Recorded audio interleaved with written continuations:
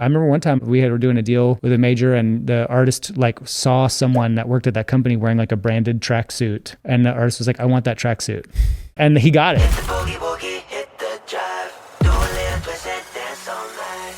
The label is just like an assistant. They'll help pour gas on a fire, but they're not there to make the fire happen. I think a lot of artists don't understand, like the first 2 or 3 years of being on the road, you're not making any money. You're just trying to spend enough to like keep investing in it. I think at the end of the day, everybody's smart enough to understand that a smaller piece of a bigger pie is always a better deal. You'd rather have 1% of $1 million than 100% of 10,000. I had one deal, the worst I think in recent memory was a merch deal that the artist's manager signed without bringing to us first. So I went back through the contract and I was like, well, you didn't send this to me, so you agreed to a contract that's like for multiple years and no way out. Usually those deals like are situations where they just didn't bring it to the lawyer first, and that's definitely the easiest way to get in trouble. All right, this is the One Sheet presented by DistroKid. I'm Kyle Fortch. My guest joining me today, very special guest. I'm excited to have him. He is the executive director for Young Entertainment Professionals. He is the founder of AM/PM Entertainment. He is an entertainment attorney, which is perfect for what we're going to be talking about today. Don Clarkin. Pleasure to have you. Thanks for having me, man. I'm excited to be here. I'm excited to have you here, man. What's been going on with you lately? I know we connected kind of a while ago. It was probably after my first or second time in Nashville. I've learned a lot from you in terms of the legal side of entertainment. And how did you originally get into wanting to going to law school and wanting to be an entertainment attorney?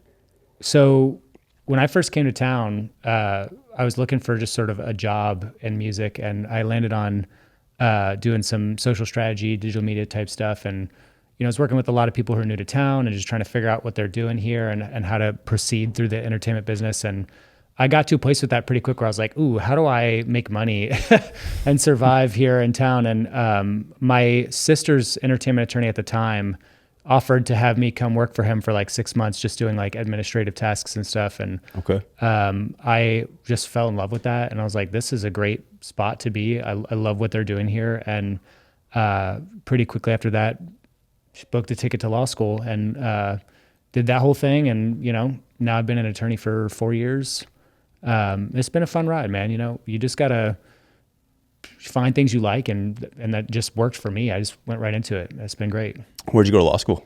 Belmont, right down the street. Yeah. Cool. Having worked here already, I didn't really want to like leave town and have to start a new life. I was like, there's got to be a way to do both. And Belmont has like an entertainment specific program too. So it was just so easy to slide right in with them. What did you take before law school? Like what was your original degree?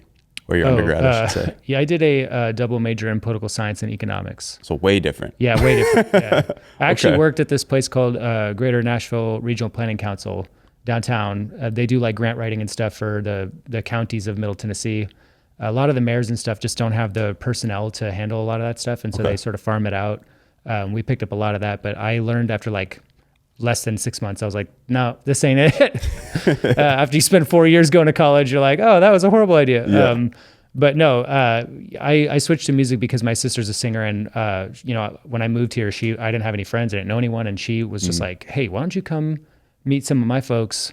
And as soon as I like got my fingers dipped in it, I was like, this is dope. I love this. And cool. So I made like an immediate pivot across, and I haven't looked back. That's awesome.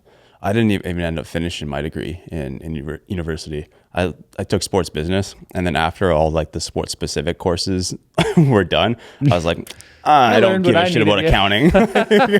Like I'm just gonna. Actually, I ended up. I think I used the max amount of time we had, which was like 8 years. I wasn't even going to class, especially after the pandemic or whatever. Fair, yeah. But I was like, at one point, they called me. I remember the head of our program and one of my favorite professors, he started calling me an alumni. He's like, he's just been here so long. He hasn't even graduated yet, but yeah, this is our alumni guy. Unfortunately, I thought it was kind of funny, but kind of similar to you. I was like, I can just go. I wish I took a music specific course or went to somewhere like Full Sail or did something, but I learned a lot that I could still apply to it, which was nice in kind of my situation. But how did YEP come about for you, or Young Entertainment Professionals? So I was when I started working in music, like one of the first things everybody learns when they move to town is like, you got to figure out like, where can I go meet people? Right. It's a business that has always been and always will be based on relationships. And Yep is a phenomenal resource for people that have recently moved to town to find people to collab with, or like find people to work with if you're looking for web design or co-writers or whatever. Right. And they do host like in-person events, and I say they in the past tense. We do still host events, but before I joined, I would show up to some of those in-person events to, make friends and meet people. And it was just an awesome resource. So I did that for a few years. And then, eventually the then director, Amelia Varney, brought me in and was like, hey, you would be perfect to help lead this group and take it into the future, as she was sort of trying to step off. So I was like, look, I love Yep. I've really enjoyed being a part of it for the past several years, and I'd love to be a part of that. So I've been the executive director now for 2 years. Cool. But yeah, I mean, the whole point of it is just a way to connect professionals in the entertainment space, and creative professionals too, not just on the business side, but, educational panels, networking events. We have a huge Facebook community that is there for literally any resource you could need in entertainment. And I mean, we've had so many bands that have like played shows for us. They're like, yeah, we actually met through the Yep Facebook page. Like that's how our band formed. That's awesome. So yeah, it's been a really cool way to engage the community. And I think everybody that comes here, like one of the big things about Nashville everyone loves is how connected everything is. That's like, we call it Little Big Town. And that's Yep and other groups like it are the reason why, because there's just a space for everybody to like get to know everyone else. And I love that. That's one of my favorite things about the entertainment business. Me too. And Nashville too. Like, and especially I feel like in Nashville, when you meet people like as an artist, it's more about, or even as a producer or an attorney or whatever your position is in entertainment or music, it's like, how can we bring each other up rather than how can I use you to take the step by myself and then go to the next person, and kind of just go up by myself. Whereas like you look at places kind of like LA, it's more so like that. Whereas that's one of the things that I love about Nashville, in that aspect too. Yeah. I mean, I can't tell you how many people I have known for 10 or 15 years that we're still doing it together. Which is incredible. I mean, there's so few places you can sort of raise with your people. For sure. And I mean, it's even new kids. Like I love meeting just, coordinators at publishing companies that just get off of college and finding their way. And, cause it's like, I'm going to be working with that person for the next 20 years too. Yeah. So it's a really, really cool community professionally. Like, and you don't see that elsewhere. You go to New York and LA, it's like there's little camps all over the place and they don't really cross over unless there's a lot of money involved. So right. We don't have to deal with that barrier here. And that's one of the best parts about this town. So were you were going to law school while you kind of got your foot in the door in Yep then? So I would participate with Yep on a lot of their events, but I didn't actually start running the group until after I got out. Yeah. But you were going to events and meeting people. Meeting people and stuff. Yeah. Did it ever help with like clientele as you kind of got out of law school and were ready to start your business essentially? Yes and no. Law's a weird business where you'd assume like, oh, you go out, you see, all these people, this is how you're getting clients. That's actually not really true. The large majority of most entertainment lawyers' business comes from managers. That manager's got an artist that needs some help, or they know another artist that needs some help. Okay. And you tend to find that like with different management companies, like you'll end up working with several of their acts or, associated acts.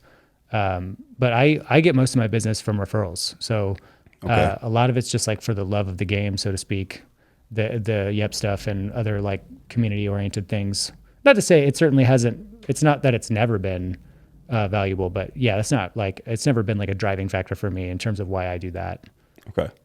And you've recently founded your own entertainment company as going kind of transitioning to the management side as yourself now, right? Yeah. What was the thought process there? Why did you kind of take a step towards managing rather than sticking full-fledged with the entertainment law side of things? So entertainment business has like rings, right? Like their artist is sort of in the middle, right? And then like their band members and like maybe producers and favorite songwriters are kind of in that second ring. Their manager A&R people at publishers and labels and stuff kind of in that ring. And then like the furthest ring out, there's like your lawyers, your business managers, the paper people. Gotcha. And I just like really felt like I was given an inch to like 100 people. And I was like, if I could just give a mile to 2 people, I would be so much more effective. But I couldn't do that from that outer ring. You're just a little bit too removed, a little bit too far away. You simply don't have the bandwidth to make that happen. And I happened to have several artists who were at, kind of simultaneously came to me and were like, hey, I'm looking for somebody to be more involved in my day-to-day affairs. And we just started having conversations, and next thing you know, it's like, all right, I'm doing this now. So do you act as both their attorney and their manager? No. Okay. No, those things really need to be separate. Okay. And so the legal clients are just legal clients. The management clients are just management clients. And I find other attorneys for the management clients. I think it's really important for conflict reasons, and also just for for clarity for everyone, that those things like are separated. Okay. And in the future, like who knows what way it leans. But I will probably wind up eventually just completely going one way or the other. Okay. It's just transitionary right now, and so it's kind of hard to say. People are like, well, you're going to do this forever? I'm like, dude, I don't know what I'm doing for like 2 weeks from now. Yeah. Forget about forever. So, for right now, I'm doing both, but no, I don't do both. Okay. But so you are sticking with both, but separately right now. That's cool that you still have kind of a foot in each door to keep options open. And it's funny you say, like, I don't know what I'm doing in 2 weeks, because especially as an attorney manager side, you could be running the company or I guess you have your own company now, but you could be running a label or something in 5-10 years depending on how things shake out for you, which is cool. Yeah. So from the legal side of things, before an artist even comes to you and hires you, or a manager comes to you and hires you, let me ask you from the artist perspective. So before I'm an artist, I want an entertainment attorney. What are the basic legalities in terms of knowledge that I should have before even getting an attorney, before even signing a contract? Because I see artists, sometimes they'll get into deals, they hire the attorneys, but they still have no idea what the contract means or says, no matter how the lawyer actually explains it to them. And then they end up complaining, oh, I'm in a bad deal. Okay, well, why did you sign the bad deal? Was it because you didn't understand it? Was it because you just had a bad lawyer? So what's the basic knowledge that an artist should have before even coming to you? It's a tough question, because there's so many different like entertainment, or even if as an artist, if you're a singer, like there are so many different areas where you need knowledge that are like, it's not like you just can Google, what does this contract say? Right. You really have to have someone on your team that you trust, that's like a professional that can interpret that for you. But I mean, the basics are like, you've got 2 different copyrights, one for the composition, like the songwriting aspect of that, right, and one for your sound recording of that song. The master. So yeah, like a master copyright. You have your 2 basic copyrights there, and the compositional copyright, like they're separated because you can sing a song and I could sing a copy of that same song. Mm-hmm. So somebody owns the actual song itself, and then we each would own our renditions of that song. Right. So knowing that those are 2 different things, I think is important, because artists understand that there's publishing, and then there's, records, and those are different. But that's kind of why they're different. It's like 2 completely separate copyrights that you can own. And if you're independent and you're making the music yourself and writing it with your friends, you probably do own both of those, or at least a portion of both of those. So knowing what you're getting into, I think, is important, like separating out, well, what is this contract for? Right? Is this both? Like a lot of sync placements will require a master and a compositional license, right? But if you are just doing records, like understanding, okay, we're just talking about my vocal on a song, that's what I'm selling here, okay, right? Or if it's your songwriter and you're doing a publishing deal, it's just the publishing side of that. So I think it helps a lot if you can break that down as an artist, if you can at least understand like what you're actually getting into.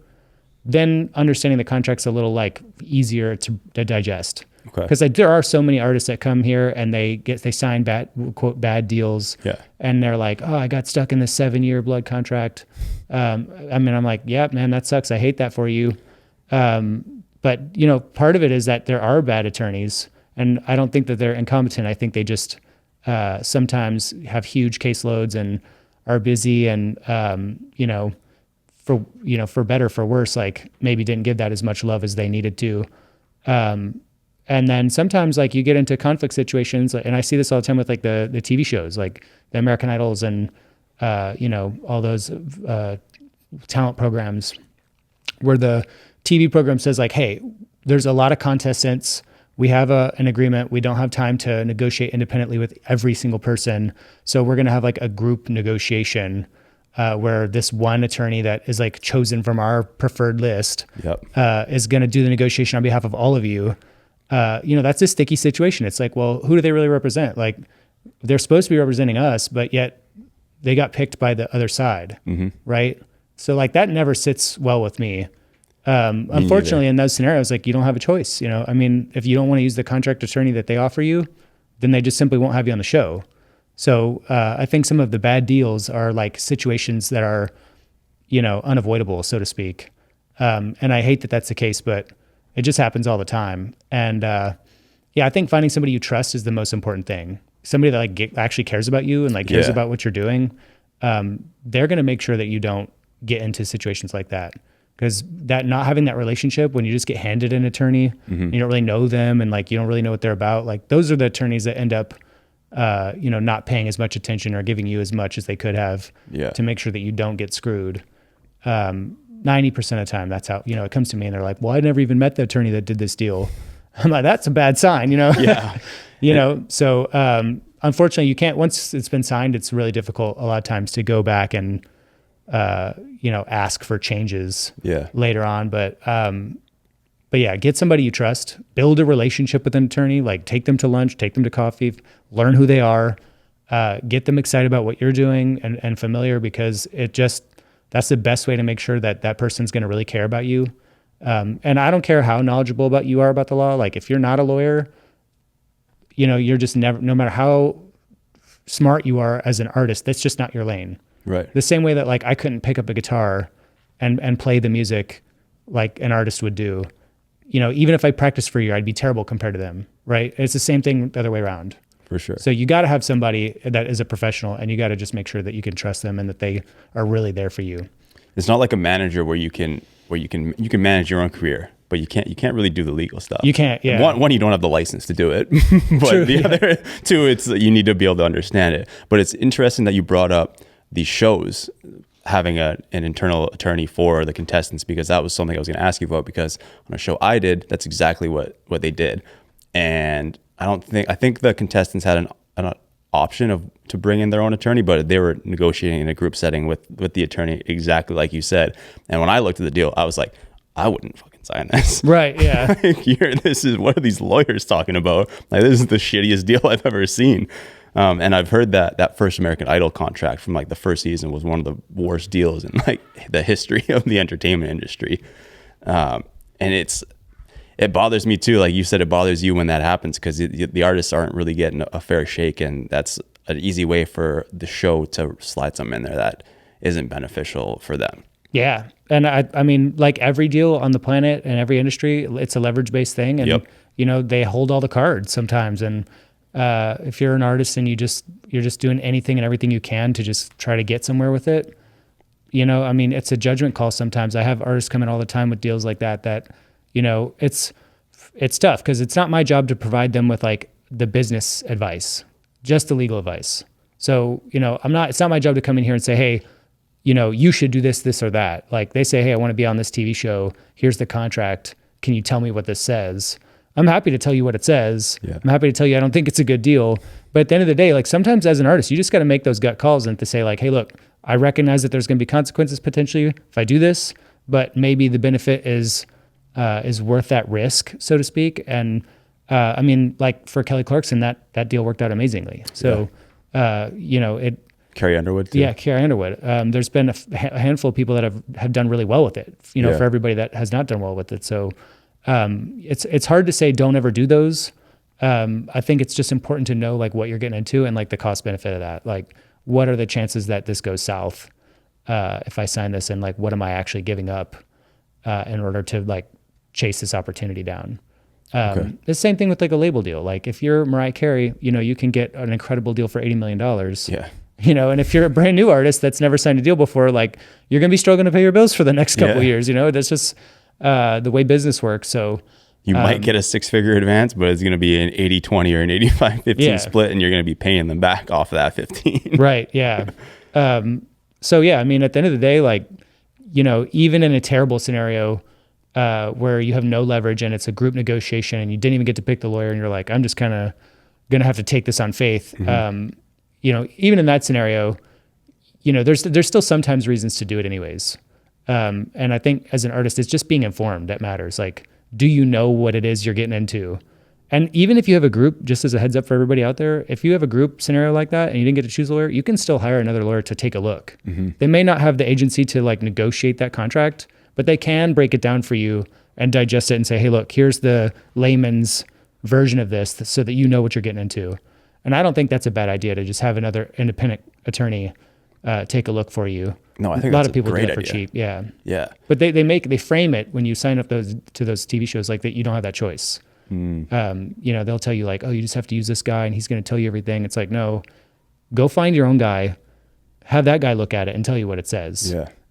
Or they're like, if you don't want to pay for it, this is covered from the show or whatever. If people are like, oh, like I can't afford a lawyer, because a lot of contestants lawyers are expensive. Yeah. True. your time is expensive. So like a lot of artists will be like, oh, I'll just save the money and let the show's lawyer like tell me blah, blah, especially if they have no experience. You never do that. Yeah. I mean, I like treat yourself like you're worth something, I know it's expensive and people are limited on resources, but you gotta see yourself as an artist. Like my time is worth $1 million an hour. You know what I mean? If I like this deal is gonna be worth $1 million to me. Is it worth the $300 or whatever to have this guy take a look? You might be at the moment saying, well, it's not. And then, or I think this will be fine. I'll figure it out. You're seeing yourself down here and you should be seeing yourself like this. You know what I mean? Yeah. It's always worth it to hire an attorney, You mentioned that a lot of the time the managers are who brings you in to work with an artist. But what about before an artist even signs with the manager? Like because I've seen management contracts that are pretty bad too, where it's all the management's in control and they end up taking control and then end up taking advantage of the artist. So before an artist signs a management contract, would you advise them to, hey, get a lawyer to look at this as well? Okay. Absolutely. I mean, the big contracts, your record deal, your publishing deal, management, agents for the most part don't really do contracts, but oh, they don't? Yeah, a lot of them are handshakes, a shocking amount. Yeah. Interesting. Business management firms, a lot of them are the same. They'll do handshake type deals. Okay. But your manager just can't do a handshake deal for the most part. Some do. It's an old school way of doing it here, but managers have to protect themselves too. But yeah, always have a lawyer for those deals. Even if it's a friendly deal, even if they're like giving you a pretty solid deal, there's always things that your attorney can go back and be like, hey, let's get a little bit of give here, there, and there. And, managers for the most part, like they want to do business with you if they've offered you a contract, and you can always get a little more out of it. Yeah. So there's value in hiring an attorney for those contracts for sure. In terms of having a manager, because I hear stories about kind of the same thing. You get into these bad management deals, or management's trying to take advantage of you, or just isn't doing what the artist thinks they should be doing. How easy is it for an artist in most cases to fire that manager? Because a lot of the times management companies make it seem like, oh, you're tied into this contract, like it's almost like a label deal. You're under us. We don't work for you. You work for us. Where, in my opinion, as an artist and someone who's been on kind of both sides of things, at the end of the day, the management works for the artist. The artist should be able to fire you if you're not doing your job.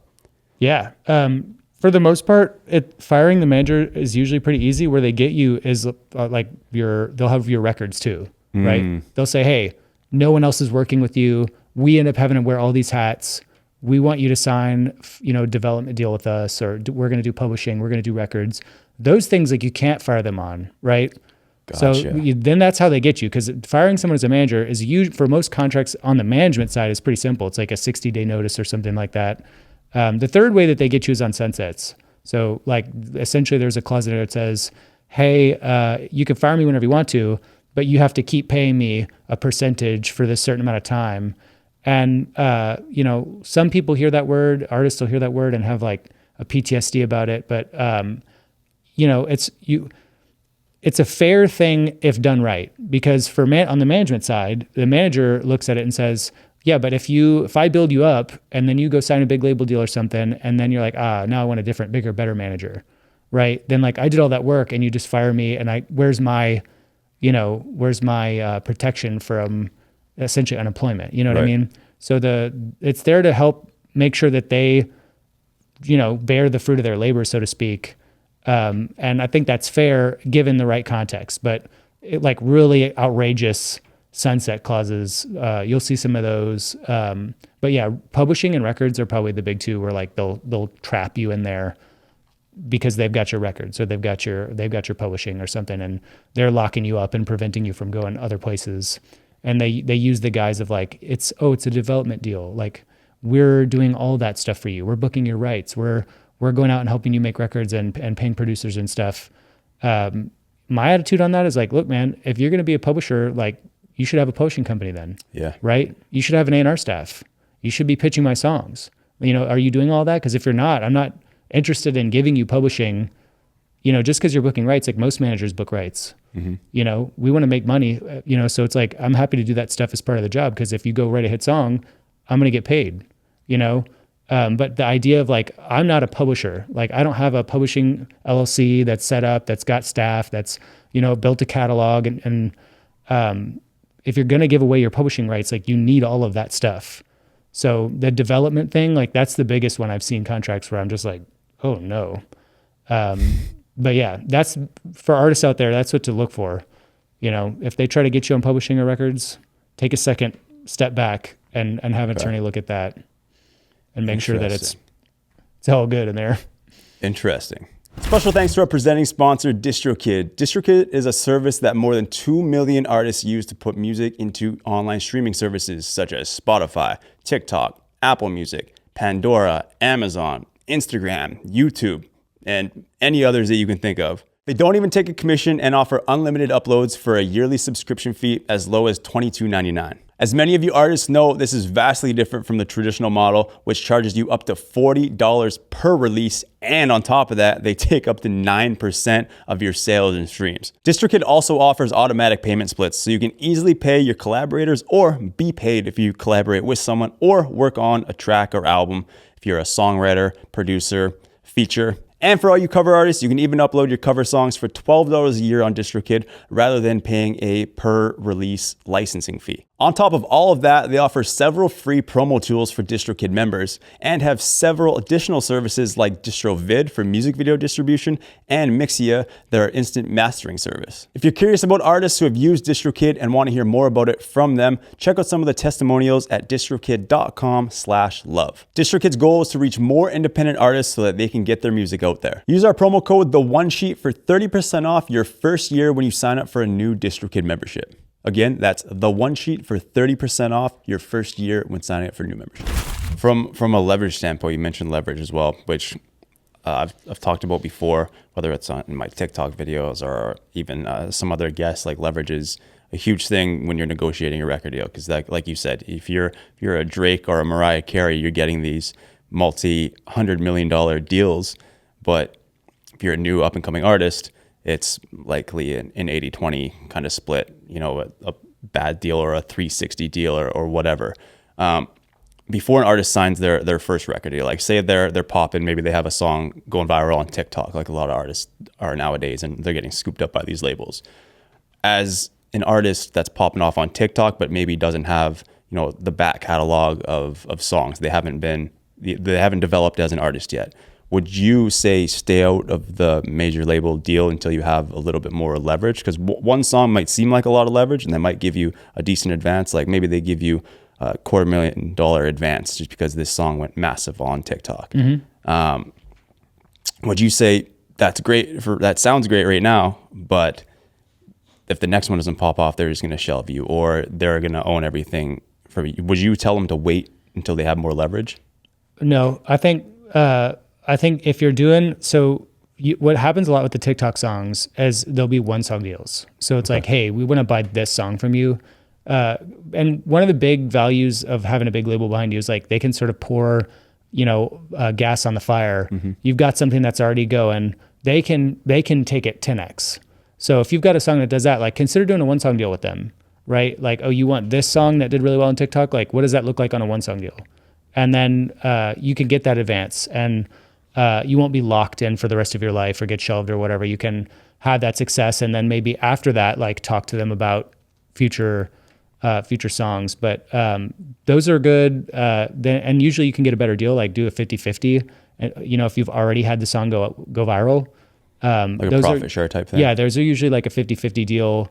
If you're going in on like an 80-20 traditional 360 split type of vibe, they're going to want to do like a whole album or like 3 or 4 albums.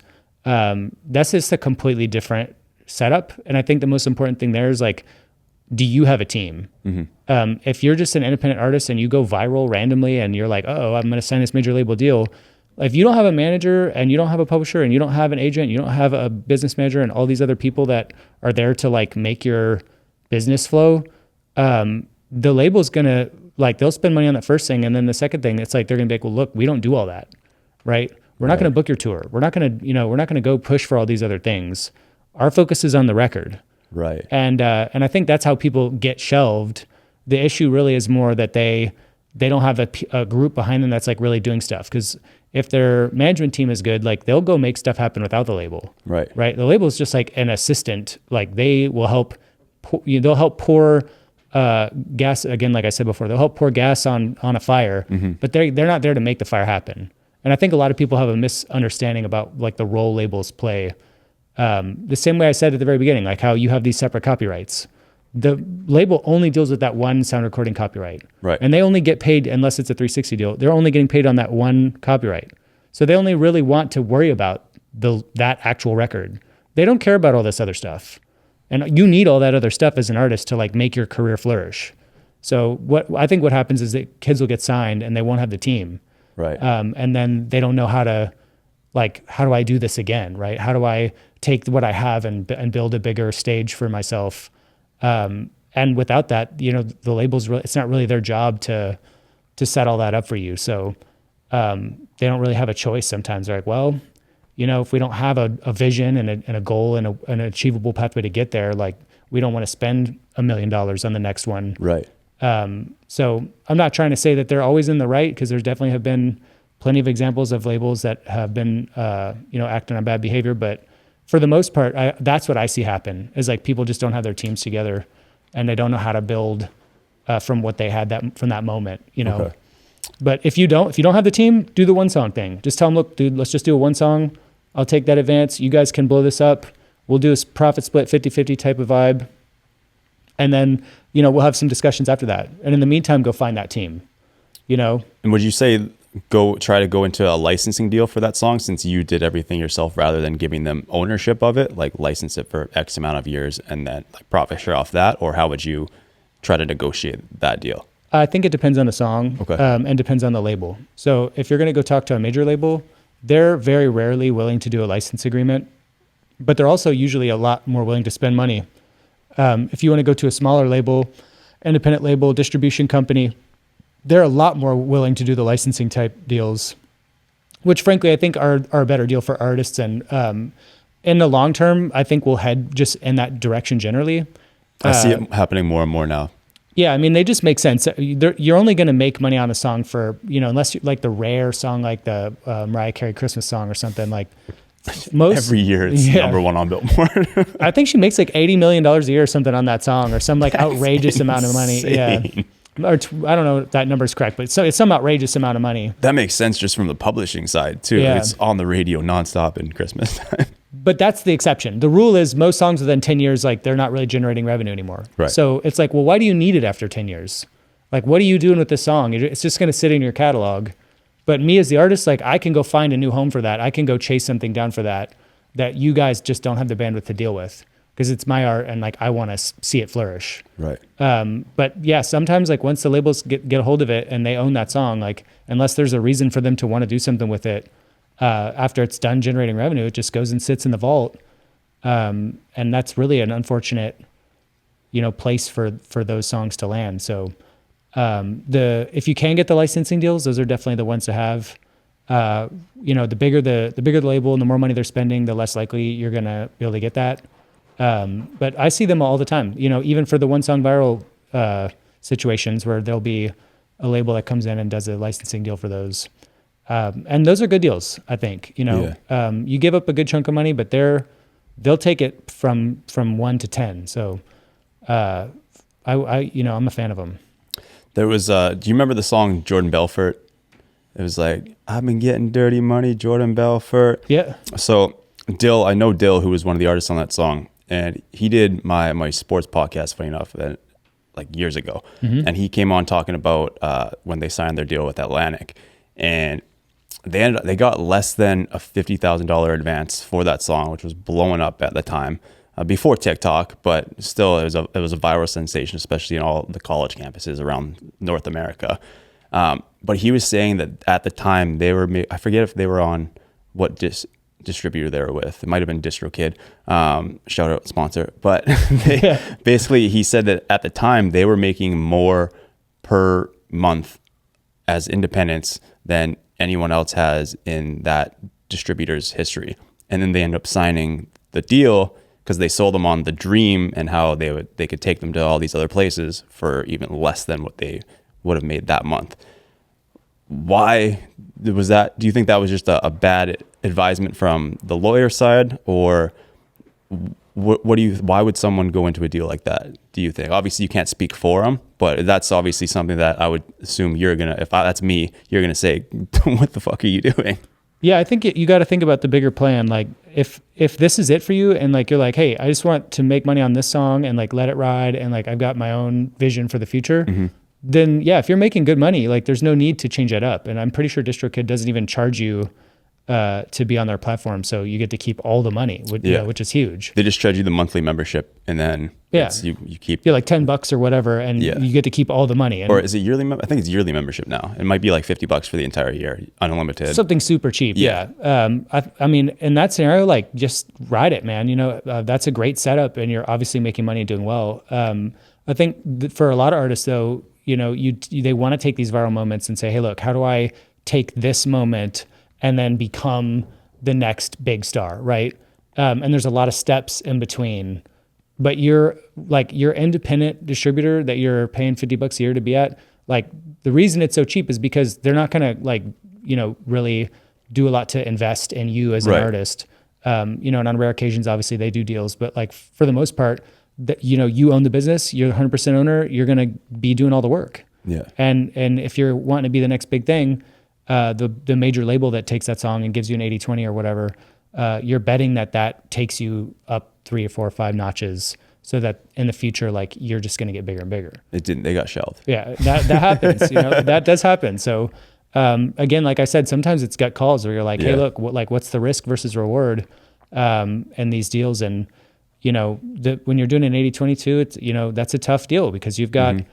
You're only getting 20% of the royalties. You don't own anything. And then on top of that, all the money that gets spent has to come out. They recoup that from your share. Yeah. So they get 80% from day one.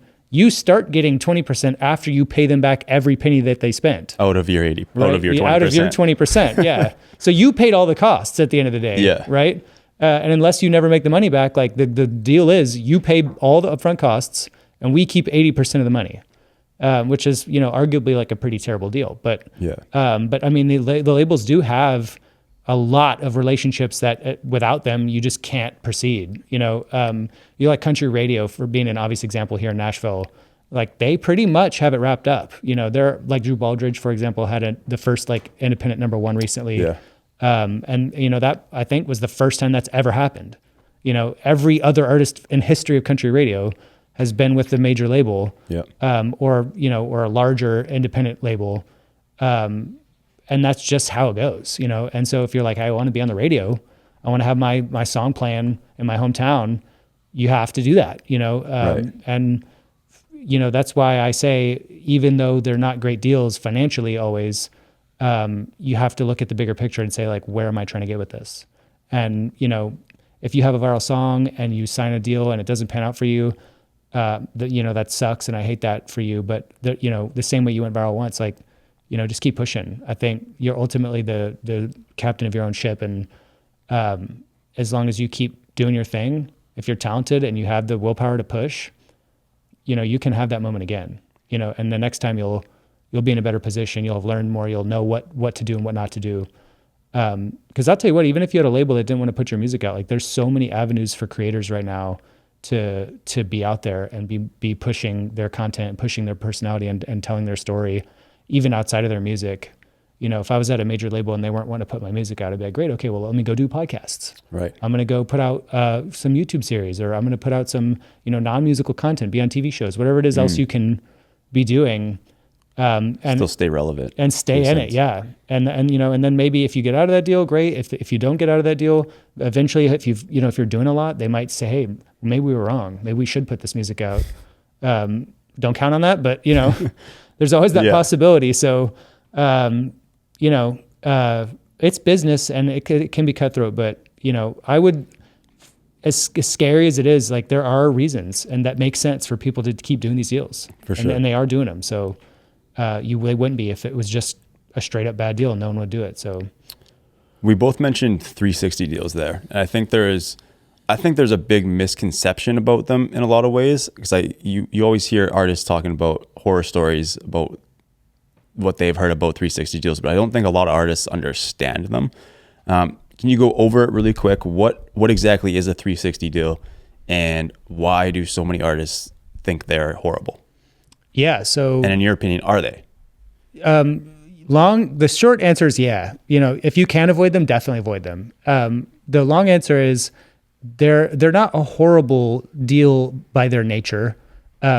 You can always get something for it, right? So if I'm going to do a 360 deal with an artist, it's always like, okay, you want to participate in my touring. Well, what are you giving? What are you giving on touring? Like, are you going to give us deficit tour support so we can, when we're early on, like spend money in the negative to try to generate a business? Because I think a lot of artists don't understand, like the first 2 or 3 years of being on the road, you're not making any money. You're just trying to spend enough to like keep investing in it. Right. The equipment's expensive, trucking's expensive, busing's expensive. Production's expensive. Production's expensive. I would say like from a financial perspective, probably the first $3 million you generate in touring just should go straight back into the business. Okay. And that sounds like a lot, but those early days, like you're going in the, minus $1,000 or minus $3,000 to get out on the road and do this. So if the label says they want to take a chunk, they'd be like, great, okay, but well then can I have 50 grand to spend on touring, to help me grow that business, right? Then maybe it makes sense to give them a percentage. But if they're not offering you anything on touring and they're not going to help, they don't want to do anything with touring, they just want to take, I would just be like, okay, well, you're going to give me something. Maybe it's a bigger advance, maybe it's like less time on my deal, but I'm not giving you this for nothing in return. And I think that's where people get into these deals where they're like, oh, this is a nightmare, and they were participating in everything and they weren't doing anything to help me. And it's like, okay, well then make sure that your attorney gets something for that, and make sure as an artist, you know what you got for it, right?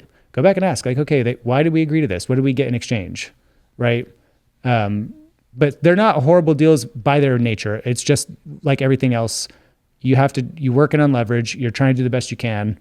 But I think it's a fair ask that, and asking questions, man, you get into a meeting, ask the head of label, hey, you guys have wanted this 5%. What are you doing for me? If they can't answer that question, like, and satisfactorily, then I would be like, okay, well then take that out. Right. Yeah. You're not they're business people, right? They're not going to be scared to get asked questions. And I'll tell you, if they get scared to ask questions, like if you're asking them questions and they don't like that, then that's probably not the place for you. Not a good sign. Yeah. But long story short, yeah, 360 is inevitable, and it's a lot of times inevitable. So, you just have to work with what you got and find ways to get value for their asks. But, in a perfect world, you wouldn't do it. Just focus on record company. Yeah. And if, like you said, if they're offering something for it, I think it's fair. Like because they take a percentage of everything in a 360 deal. So where are you helping me? Not even just touring, but where are you helping me in X, Y, and Z? Like, so I need production for touring. They're going to take your endorsement deals, a percentage of your endorsement deals. Okay, did you help me get that deal, or is that myself? If it's an artist that has no connections, isn't really doing much on themselves besides maybe built their following, but they're not doing their own deals, they don't have anything set up, then sure, yeah, maybe it would make sense if if they're helping. But like you said, if they're not giving you anything, then then just don't do that. You know, Right. I mean, there's so many ways. It's just get creative. You know, the cool thing about contracts is like, you know, within the general framework of the law, like you can do whatever you want. You know, buy me a miniature schnauzer. You know, I mean, like you can just ask for whatever you want to have. And so if you can think it, like you can put that in the deal. And I need a separate bus for my cat. right. Well, and I'll give you a good example. Like there's artists like Walker Hayes who's got like 6 kids. And I went to see a show he did, and you know, he had all his kids, his wife, his dog on the bus. People, you know, they make it work with what they've got. And so if you need another bus because you're like, I got a ton of family members and I don't have space for the crew on my bus, Right. then I want another bus, you know? Or maybe I need a bus with a certain amount of bunks, or like, you know, whatever it is your needs are. Or you want your own bus. Yeah. Or you just want to have it yourself. I just don't want to deal with anyone else. I do meditation on the road while I'm, you know, whatever it is, like you just make sure that you can communicate that and ask for things. And I remember one time we were doing a deal with a major, and the artist like saw someone that worked at that company wearing like a branded tracksuit, and the artist was like, I want that tracksuit. And we were like, okay, like I want the tracksuit in the contract. and he got it. So, you can get a little fun with it. And when you're doing those deals, like anything that you don't like, just counter it with something you do want. Because sometimes like you'll find ways to make it work. They want the 360. Well, what do I want? We'll find out. You know, Right. We can make it work. That reminds me of like you see in TV shows or movies when they're negotiating with an agent or something. They're like, I like your watch. Yeah. Give me that watch right now. It's a nice suit. Give me, just to like embarrass them and make them feel like, okay, I'm running this meeting, not you. Right. Yeah. And if you love the watch, man, if you're valuable, like they'll give it to you. Right. And you will learn your worth. Because if they tell you no, you're not going to get that tracksuit. Like, dude, if I'm not worth a tracksuit, I don't want to be here. You know what I mean? Not even a watch. That's a really nice Rolex, but you won't even give me the tracksuit. Right. I mean, you can ask for whatever you want. And I think that's a good way to do it. Like get creative and find ways to generate value on your end. You'd be surprised like what they care about and what you care about. They don't have to be the same thing. You know, you can give things and then get something else that maybe it's easier for them to give on. But that's just being a good, somebody who asks a lot of questions and having a good lawyer who thinks outside the box and comes up with ways to make things work rather than reasons for it not to work. And as lawyers, it's our job to be sort of pessimistic a lot of times and look for problems and potential problems. And I think a lot of lawyers get stuck in that headspace of like, this is bad, like it's all bad. And that's just not the case. You know, as a lawyer, it's important to like pull yourself out of that mindset and say, well, what good can come, right? Like, how do we make this make sense financially or make sense for the career of the artist? And, you know, like I said, having a great team behind you, 10 minds in the room with great ideas is going to always be better than one. And people that want to see you succeed, like they'll come up with ways to make it work. For sure.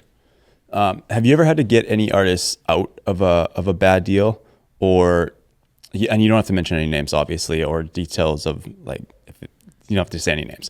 But have you ever had to get an artist out of a really bad deal? And if not, what's like the worst deal that one of your clients has been offered that you've had to convince them, hey, this is a really, really bad deal. Do stay as far away from this as you can. Yeah. That's happened a lot, you know, and actually like a good chunk of the business that comes in, like it's like 50-50 between people that are smart enough to hire the lawyer on the front end and people who didn't. And now they're like, I need a lawyer on the backside. And there's a lot less I can do if you've already signed a deal. But you can always go back and ask for, you know, I can't tell you how many times I've had contracts where I'm like, hey, let's go back and like see if we can't update this, you know, and make it make more sense. You know, development deals that were like 7 years long or something. And you go back and you're like, look, dude, like that 7 years is a little bit outrageous. You know, let's update these terms so that we can at least make it make sense. 7 years of development is crazy. You know? Yeah, right. If you can't develop me by 7 years, then I'm really with the wrong company here. Right, yeah. You know, but you know, then they've invested 6 years of money and it's like, you know, they're not wanting to let it go. And you're kind of stuck in that deal. But I had one deal, the worst, I think, in recent memory was a merch deal that the artist's manager signed without bringing to us first. And I think they were just like, I don't even know if maybe they just weren't thinking or it just came across and they thought it'd be fine. I don't know. But that contract had like no exit clause, you know, it was a long period of time. And it was a contract where certain merch companies will like go out on the road with you and they'll manage your tour. So they'll send guys out to bring the merch. Those guys will be there to like run the merch tent and make sales and collect revenue, and they'll just do all that for you. Right. Which can be really cool. But if their people that they send out are not very good, they're disorganized, and in this case they just, they didn't have the right sizes, and they had the wrong merch, and they just weren't doing good on sales, and it was just a nightmare. And the artists team was like, hey, we got to get rid of these guys. And it was mid-tour, and it's really difficult to try to change all that when you're like, they've got the next date in 3 days and they're trying to figure this out. And I went back through and I was like, what contract is this again? And they were like, oh, this company. And I said, I don't have that. What is this? Where's this coming from? And then they realized they'd never sent it to us. And so I went back through the contract and I was like, well, you didn't send this to me. So, you agreed to a contract that's like for multiple years and no way out.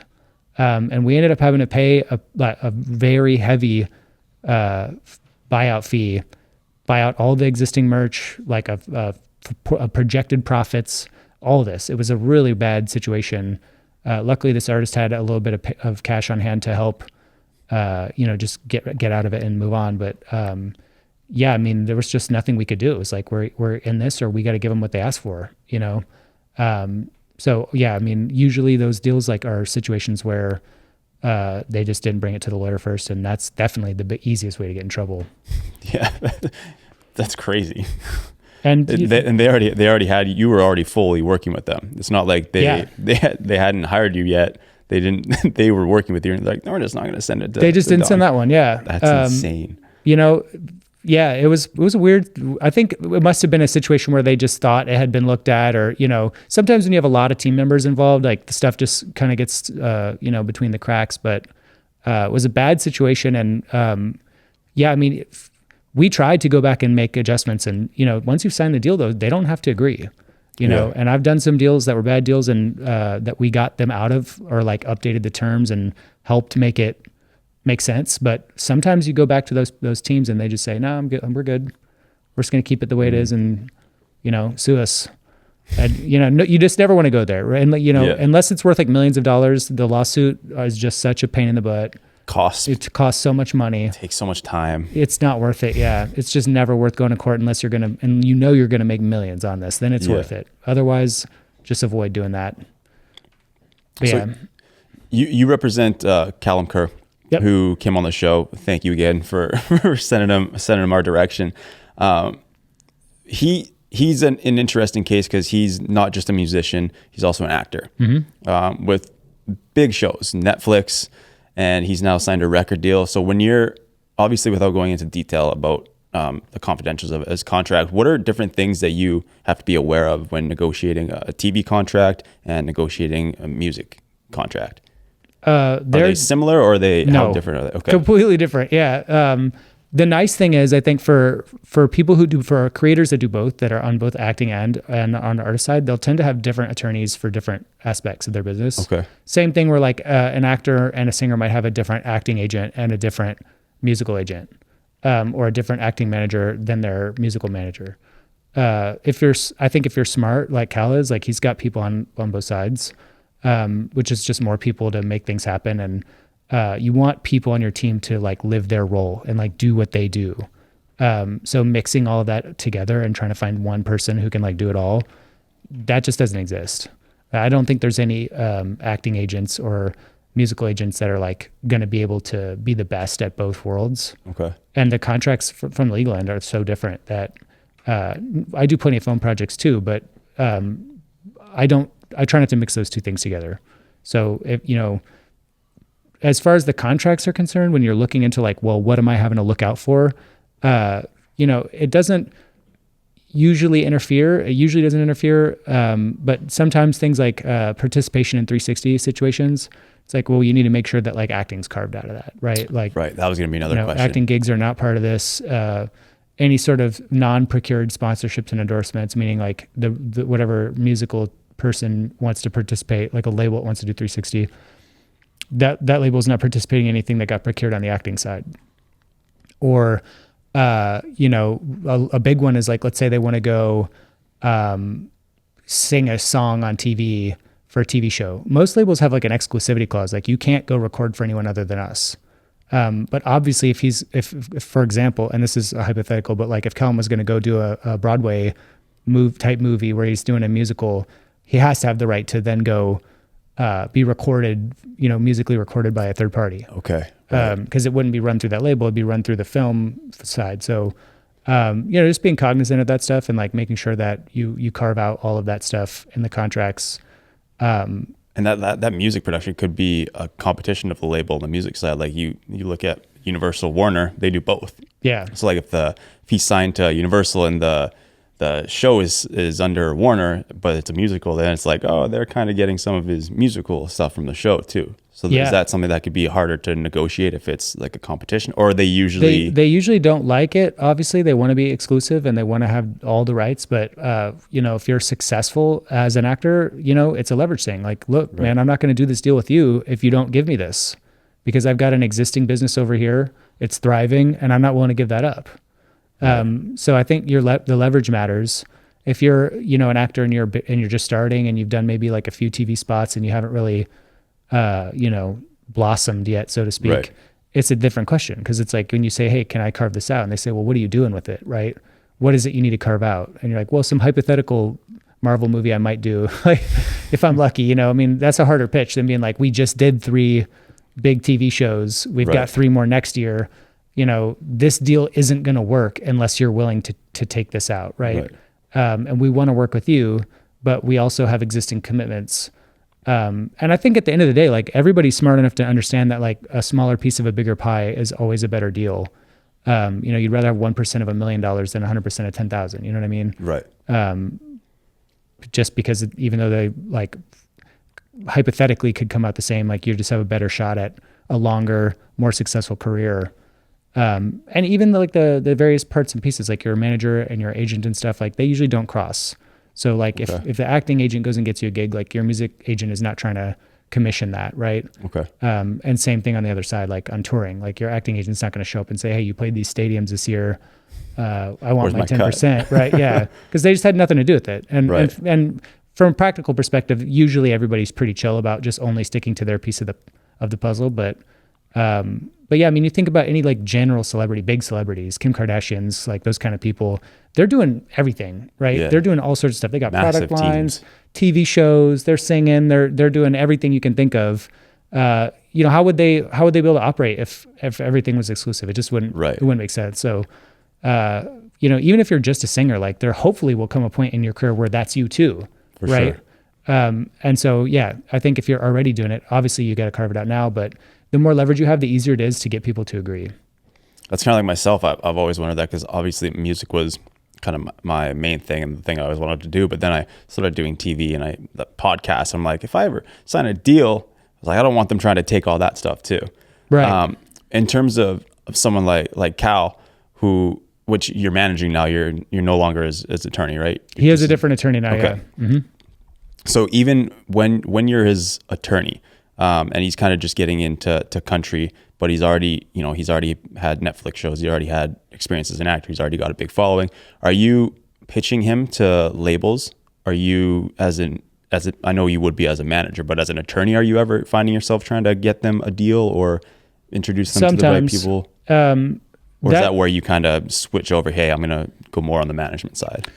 So for me, those two things are like very distinct, right? Okay. So anything I'm doing for the management clients is like completely management, no legal. And for the legal clients, it's completely legal and no management. I don't think it's a good idea to like confuse the two things and start getting into a gray area of like, well, which is which? So which you kind of mentioned earlier. Right, yeah. So for Cal, it's like I'm only doing management stuff for him. He has a completely separate attorney. Everything gets run through that guy. I don't touch anything on the legal side. And I think that's the best, like both for conflict purposes. Like I don't want to run into a situation where my interests and his interests like don't align. Mm-hmm. And then I'm responsible to represent him, right? And on a legal context. So it's best case that those things are separate, completely separate. But as a manager, obviously you're always like seeking opportunities for your clients. And that's a big piece of what you do. On the legal side, I think, a few years ago, it was more prevalent that lawyers would go pitch, artists and try to secure deals. It's been a lot less the case post-COVID. It just hasn't been how it's worked as much. I think the TikTok and the whole viral scene has really changed things, and our teams are really chasing those people down. It's not as much like, hey, taking pitches on talent, but instead basing things on numbers, social media numbers, and viral success. And those aren't things I can like pitch as an attorney. It's like, if they already have it, then they don't need me to pitch, right? And if they don't have it, then the A&R teams aren't really that excited about it. So it's just shifted, and I think lawyers are less pitching these days than they have in the past. Still a phenomenal resource to make connections and meet people and get get around town and have a voice speaking for you on the business side, and super important. But yeah, I wouldn't go to a lawyer and be like, all right, it's your job to try to go get me a record deal.